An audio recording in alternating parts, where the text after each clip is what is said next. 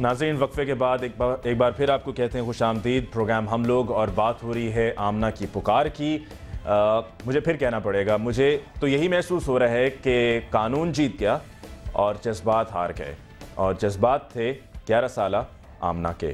ہمارے ساتھ فرزانہ باری صاحبہ اسلام آباد اسٹوڈیوز میں ہیں، لاہور اسٹوڈیوز میں بچی کے چچا وہاب صاحب ہیں اور وکیل صاحب ہیں محمد رزاق صاحب، اور مفتی عبدالقوی صاحب ہمارے ساتھ ملتان میں۔ مفتی صاحب، وقفے پہ جانے سے پہلے جو میں نے نقطہ اٹھایا کہ جس میں بچی نے کمرہ عدالت میں جج صاحب سے یہ کہا کہ انکل مجھے صرف یہ معلوم ہے کہ میری ماں فرانس میں رہتی ہے، میری ماں دکھنے میں کیسی ہے، کون ہے، یہ میں نہیں جانتی، اور اگر وہ اسلام قبول کر لے تو مجھے جانے میں کوئی اعتراض نہیں ہے۔ اور وہ جو وکیل صاحب نے بھی بات کہی کہ بچی کی کسٹڈی دینے میں کوئی مسئلہ، کوئی حرج نہیں ہے، کوئی قباحت نہیں ہے، اگر صرف یہ انشور کر دیا جاتا کہ جو اس کا فیتھ ہے، جو اس کا مذہب ہے، وہ اس کو تبدیل کرنے کی کوشش نہیں کی جائے گی، وہ پروٹیکٹڈ رہے گا۔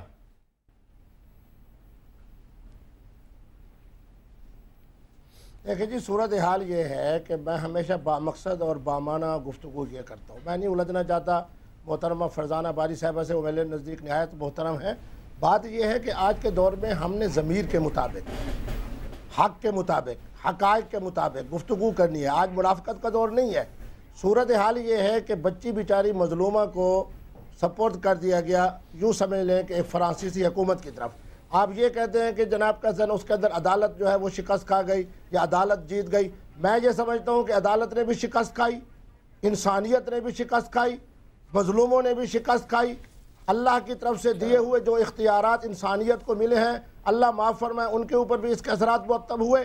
ہاں، ہم یہ کہہ سکتے ہیں کہ پیسہ جیت گیا، ہم یہ کہہ سکتے ہیں کہ اہل یورپ جیت گئے، ہم یہ کہہ سکتے ہیں کہ انسانیت کے حقوق کو پامال کرنے والے جیت گئے، ہم یہ کہہ سکتے ہیں کہ انسانیت کے لیے جو کچھ استعمار کر رہا ہے وہ استعمار کامیاب ہوا ہے۔ میں اس کے مقابلے میں اسلام کو اور کرسچن کمیونٹی کو نہیں لے آتا، میں سب کا احترام کرتا ہوں۔ بہرحال ایک طرف انسانیت تھی، ایک طرف اخلاقیات تھے، ایک طرف کرسچن کمیونٹی تھی، ایک طرف دین اسلام تھا۔ کرسچن کمیونٹی بھی یہی کہتی ہے کہ لوگوں کے حقوق اور بالخصوص بچوں اور بچوں کے حقوق کے حوالے سے میں خود کہتا ہوں، محترمہ فرزانہ باری صاحب اللہ کرے یہ جج ہوتی، ان کے سامنے اگر یہ بچی کا یہ مقدمہ پیش آتا، میرا دل کہتا ہے کہ ان کا ضمیر بھی یہی فیصلہ کرتا ہے کہ یہ فیصلہ جو جج نے کیا ہے، یہ فاضل جج صاحب نے غلط فیصلہ کیا ہے، غلط فیصلہ کیا ہے۔ میں خود اسلامی عدالت چلاتا ہوں، میرے سامنے جسٹس کاکوس کے اور جسٹس شفیع کے وہ فیصلے موجود ہیں۔ انہوں نے کہا کہ حق حضانت کا معنی ہے بچے کو تحفظ فراہم کرنا، بچے کی بہبودی، بچے کی خیر خواہی۔ کیا میں یہ سمجھتا ہوں کہ جج صاحب نے جو فیصلہ کیا ہے اس میں انہوں نے ملک و ملت کی خیر خواہی کی ہے، انہوں نے اس بچی کے حقوق کا اور اس کے تحفظ کیا ہے اس کا؟ میں یہ سمجھتا ہوں یہ خالص درندانہ، ظالمانہ، سفاکانہ فیصلہ ہے۔ بچی اب 11-12 سال کی ہے، ٹھیک ہے، 18 سال میں بالغ بچی جو ہے اپنا فیصلہ خود کر سکتی ہے کہ وہ اب اس کو باپ کے پاس رہنا ہے۔ آئی تھنک یہ جو تھوڑے سے بیچ میں 2-4 سال، میں اسے اگری نہیں کرتا ہوں، بہرحال آپ کمپلیٹ کر رہے ہیں۔ مجھے اہم سوال کا جواب دے دیجیے فرزانہ صاحبہ، آپ بچی کے لیے کیا کریں گے؟ آپ بچی کے لیے کیا کریں گے؟ اپنی مکمل کرتے ہوئے بات یہ بھی جواب دے دیجیے پلیز۔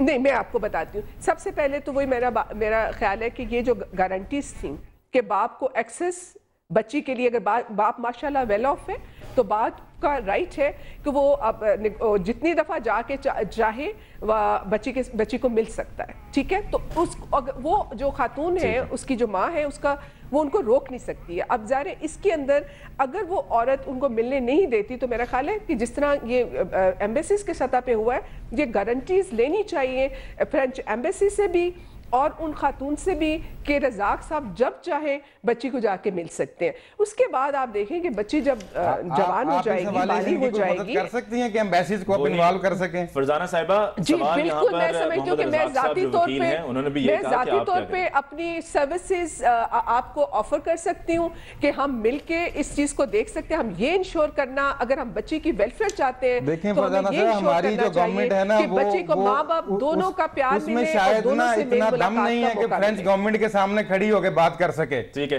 فرزانہ صاحب، مجھے یہ بتائیں کہ میں قانون کو ایک طرف رکھ کے مجھے چلیں جو میں بات کر رہا ہوں ذرا اس کا جواب دے دیجئے۔ بڑی میری نظر میں عام ہے، ہو سکتا ہے آپ کی نظر میں نہ ہو، لیکن میں یہ سمجھتا ہوں کہ بچی جب وہاں پر چیخ رہی ہے، بچی رو رہی ہے، بچی کے آنسو دکھ رہے ہیں، آئی ہیں, سسکیاں ہیں, کہہ رہی ہے کہ مجھے بابا کے پاس جانا ہے, تو قانونی فیصلہ ہونے کے باوجود کیا یہ زیادہ بہتر نہیں تھا کہ بچی کو فوری طور پہ کسٹڈی نہ دی جاتی, بچی کو کچھ دیر کے لیے, کچھ دنوں کے لیے, کچھ ہفتوں کے لیے رکھا جاتا؟ فیصلہ ٹھیک ہے, سنا دیا عدالت نے کہ بچی کو سمجھا بجھا کے طریقے سے, کسی نہ کسی طریقے سے والد کے ساتھ, والد بھی کیونکہ والد جو ہیں وہ سمجھدار ہیں, ان کی عمر ہے, شادی شدہ ہیں, بچی کے باپ ہیں, کہ وہ سمجھاتے بچی کو کہ آپ کو اپنی والدہ کے پاس کچھ دن کے لیے جانا ہے, یا کسی طریقے سے یوں بچی کے ذہن پر اس کی نفسیات کے ساتھ کھیل کر ہمیں کیا ملے گا, کیا حاصل ہوگا؟ نہیں دیکھیں, یہ بات ہے نا کہ یہاں پہ یہ بات آتی ہے کہ بد اعتمادی کی. یہ بڑے افسوس کی بات ہے کہ یہ ضرور ہے کہ مجھے کمنٹ نہیں کرنا چاہیے کسی کے ریلیشن شپ کے اوپر,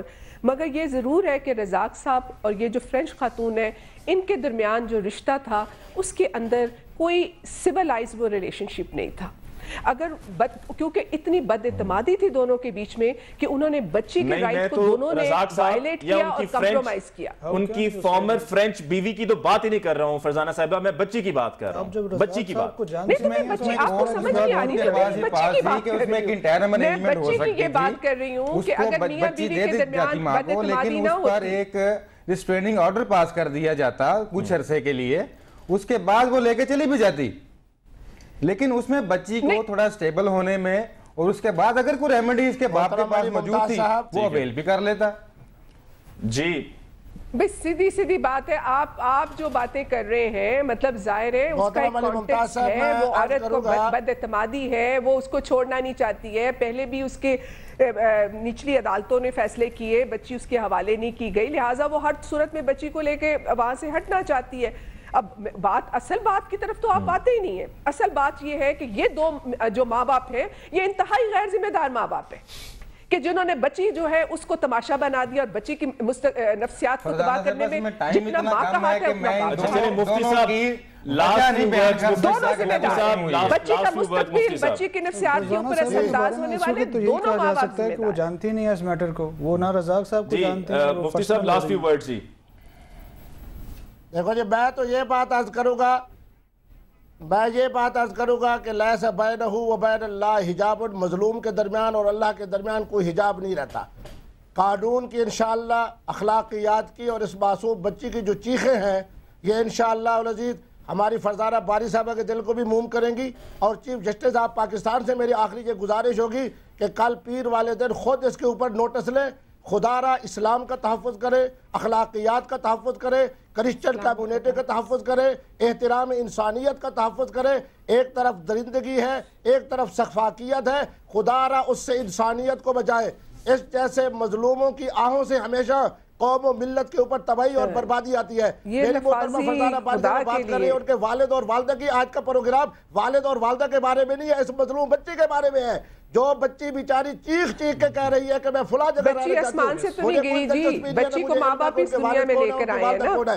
میں تو اس بچی کی پکار کے اوپر یہ کہہ رہا ہوں کہ آج کا پروگرام میرے بھائی علی ممتاز نے رکھا ہے بچی کے حوالے سے, لوگوں کے جذبات کے حوالے سے, ان کے والدین کے لیے نہیں رکھا. استدلال سے بات کریں, جذباتیت میں آنے کی ضرورت نہیں ہے. لوگ پاکستان میں ویسے ہی ریشنالٹی ختم ہوتی جا رہی ہے, عقل استدلال کو کوئی پوچھتا نہیں ہے. بات سنیں, آپ ماشاءاللہ آپ اگر وکیل ہیں تو میں بڑی ضرورت سے کہہ رہا ہوں کہ پاکستان کے قانون کے مطابق 7 سال کا بچہ اور بچی جو ہے اپنے بارے میں مکمل خود مختار ہے, کس طرف رہنا چاہتے ہیں وہ.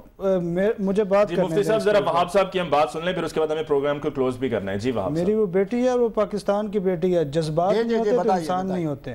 پہلی بات تو یہ ہے. دوسری بات اس میں یہ ہے کہ ٹھیک ہے جی, ہم مان لیتے ہیں, ساری باتیں مان لیتے ہیں. اب ان محترمہ کو بھی سائیڈ پہ کر دیں اور رزاق صاحب کو بھی سائیڈ پہ کر دیں. بچی کی بات کریں, یہاں کرنی ہے یہاں کریں, وہاں کرنی ہے وہاں کریں, چلیں میرے ساتھ. فرینچ کورٹ جو فیصلہ کرتے ہیں اس کو مان لیتے ہیں. بچی کی کنسنٹ لے ادھر فرینچ کورٹ, بالکل اس کا جو رائٹ ہے وہ اسے دیا جائے. یہ ہیومن رائٹس کا ایشو ہے اس وقت.